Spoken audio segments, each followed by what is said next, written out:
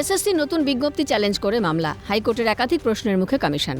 মঙ্গলবারের শুনানিতে রাজ্য এবং এসএসসির উদ্দেশ্যে বিচারপতি সৌগত ভট্টাচার্য বলেন, সুপ্রিম নির্দেশে এসএসসিতে পুরনো বিধি মেনেই নিয়োগ হবে। তাহলে নতুন নিয়োগ বিধি মানা হলো কেন? চিহ্নিত অযোগ্যদের কেন নতুন নিয়মে পরীক্ষায় অংশগ্রহণ করতে বাধা দেওয়া হলো না? 30শে মের বিজ্ঞপ্তিতে কেন স্পষ্ট করে দেওয়া হলো না কারা পরীক্ষায় বসবে, কারা বসতে পারবে না? পুরনো বিধিতে সবকিছু স্পষ্ট থাকলেও কেন নতুন বিধি এনে জটিলতা সৃষ্টি করল কমিশন? বিচারপতি সৌগত ভট্টাচার্যের একক বেঞ্চের নির্দেশ, আগামী সোমবারের মধ্যে রাজ্য এবং এসএসসিকে এই বিষয়ে বক্তব্য জানাতে হবে। বিচারপতির পর্যবেক্ষণ, এটা ওই বিজ্ঞপ্তিতে না থাকা কয়েকটি গলদ।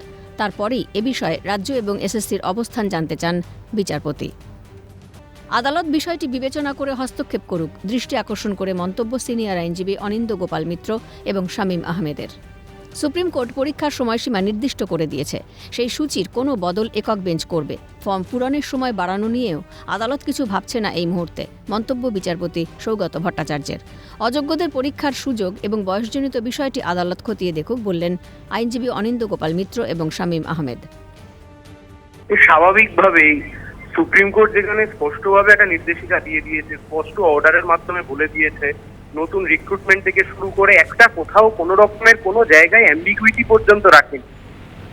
যা প্লেন অর্ডার, যার মিনিং হয় যে নতুন করে রিক্রুটমেন্ট করতে হবে, রুলস কোন রুলস ফলো করতে হবে তাও পর্যন্ত বলে দিয়েছে। পুরনো যে প্যানেল, সেই প্যানেল বাতিল হয়ে গেছে। এই তো মোদ্দা গল্প।